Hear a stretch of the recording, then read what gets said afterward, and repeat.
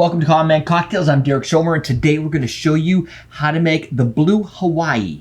This is different than the Blue Hawaiian. The Blue Hawaiian has like cocoa real or some sort of cream of coconut flavored sugar. But this is a little bit more authentic, and when I say authentic, I'm not trying to put down the Blue Hawaiian, but this is kind of one of the cornerstones of the Tiki culture and the Tiki cocktail movement.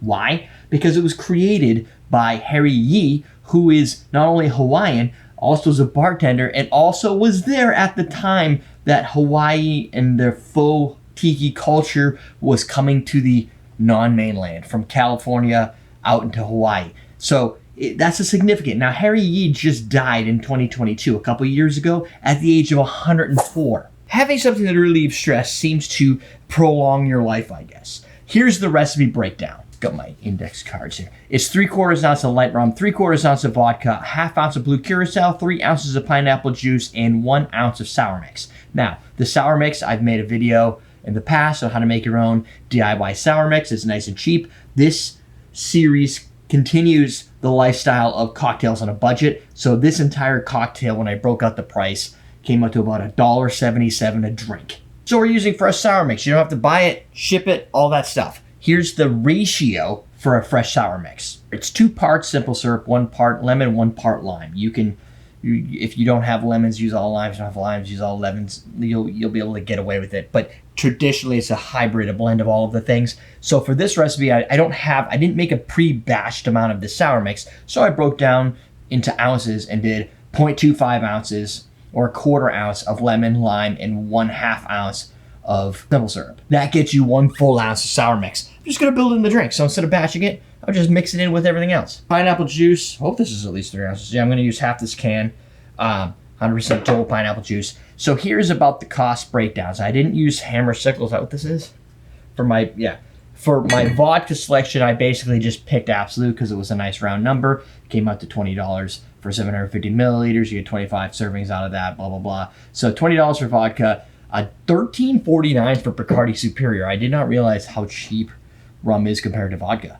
Probably just popularity-wise. Otherwise, it really makes no sense. Vodka is as simple to make as anything. Blue Curacao was $10.99 for a bottle like this. Lemon was 69 cents. Lime was 50 cents. The little pack of these pineapple juices. Actually, I think for the pineapple juices, I used a large container because it was easier. I actually have one, but that would be overkill. That would be $3.49 for 46 ounces. And then sugar, it's almost a rounding error. 4 pounds, $3.69. Works out to like a penny per cocktail or something. Let's build this. We're gonna shake this. You could blend it if you want to. Harry said that's okay. He invented the drink, so I'm gonna pass that on to you. Boston shaker, strainer. This strainer matches the color. Gold jigger.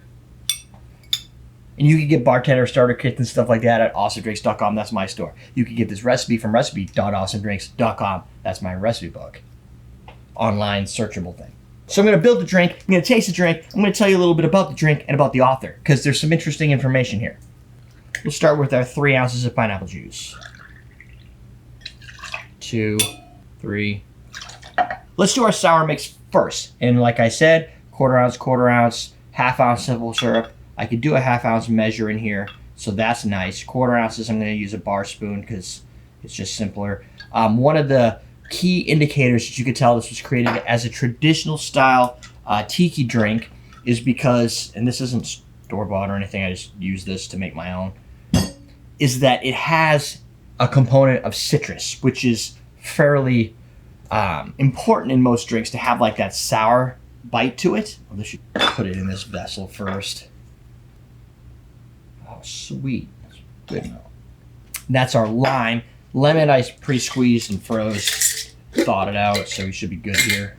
Most drinks should have some level of sour flavor to them. It kind of balances it out when you bring a lot of different sweetness. Blue Curacao sweet, sugar sweet, pineapple juice is sweet.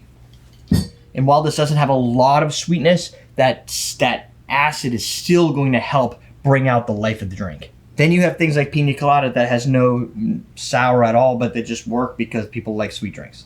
Blue Curacao, 1/2 ounce. And there's a reason I picked balls for the Blue Curacao, so if you stick around for the history piece, then you'll understand why.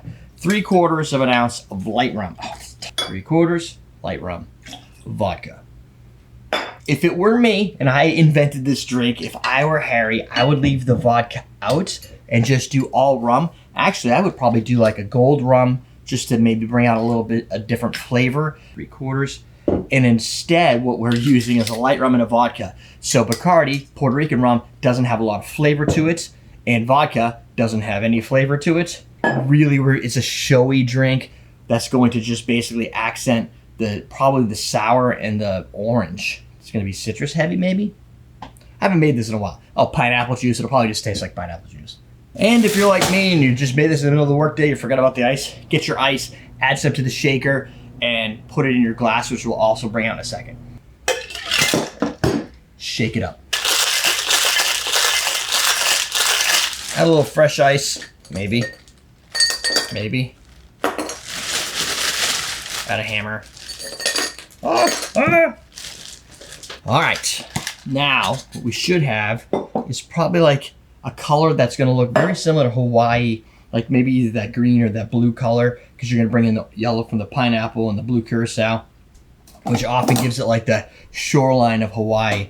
Looks very similar to the Pearl Harbor cocktail, which is really just pineapple juice and a few other ingredients that I can't remember off the top of my head.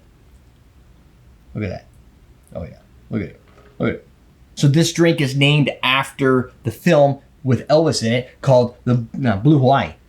So you got that going for, oh, a glass. I need my glass straw. Cool. Now it's complete. And it was created again by Harry Yee in 1957. A lot of years ago. Sweet yet bold. Definitely has pineapple. That little sour, for some reason that actually comes through. The sourness is in the back end. Not super sour, but enough that it doesn't taste just like sweet pineapple juice. It has a sweet, kind of mellow orange in the middle, lime, citrusy, just sour bite at the finish, just a tad.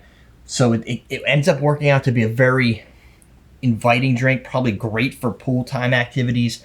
Like, it feels and tastes refreshing. Now, if you blend it, I would suggest if you do blend this, even if you batch it out and make it bigger, while the call on the recipe is for 3/4 ounce of each of these, I would probably go to like 1.25 ounces or 1.5 ounces for each of these, because the dilution from the ice is going to be so dramatic that you're going to want to keep some of that potency in there, because, well, you don't necessarily taste booziness and you don't taste any vodka or ethanol or anything like that. It's still part of the structure. It's just well integrated. If it starts to get sloppy and weak, then you're probably going to get more of like a watered down pineapple juice flavor, and that's just not exciting. This drink was actually requested to be created by this specific bartender by the folks at Ball's. So Ball's put out a Blue Curacao, and that my idea, and this is usually how it works, because I know a lot of the brand advocates and stuff and the brand ambassadors for brands, is they go and they ask popular bartenders to make them a drink to drive sales, get exposure to the product. You see something that's this color green, this amazing color, people are going to want to know, how do you create that at home, or what is that? That's intense, that's crazy. And they could be like, hey, oh yeah, it's Ball's Blue Curacao. And no doubt, when making this drink at the hotel in which he was, which was the Honolulu Kaiser Hawaiian Village, now I believe it's the Hilton Waikiki, which I have been to, you're going to be there ordering this drink from these famous bartenders doing tiki drinks in the area where faux tiki was supposedly supposed to have been invented, and you're going to want to do it with the product that they're selling, which would be Ball's at this place. And no doubt that was one of the portfolios at the back bar, right? So great to drive exposure, great to create new drinks that people hadn't seen before, and it's more than just a pina colada. It has more structure and body to it. Not to mention the color is eye-catching. Other interesting things about Harry Yee. If you've ever gone to probably a Polynesian restaurant, you get a cherry with a little parasol, the cocktail parasol, which we sell at awesomedrinks.com, by the way. That was actually created as he didn't create the parasol, but he created the parasol as a garnishing technique for cocktails. So his signature cocktails had a little umbrella in them, and that became cool and fancy, and no doubt came over from the islands over to the mainland, and everybody started putting parasols in their drinks, all because Harry Yee had a great idea, which is pretty fantastic. On top of which, not only did he live until 104, but he also was well known for putting orchids in his tiki drinks. If you've been to Jeff Berry's bar at Latitude in New Orleans, or even the other tiki bars around there, or the tiki bars in like California, New York, and around the country, you'll see a lot of people put orchids in their drink, which seems kind of weird and fancy, and I guess you could eat them if you want to. But apparently what they did before that was Harry and all the tiki guys before this would put sugarcane sticks inside of the drink, and then the customers would suck on the sugarcane sticks because they're sweet, plus they have your cocktail on them. But then when they were done, they would just put the sugarcane stick in the ashtray,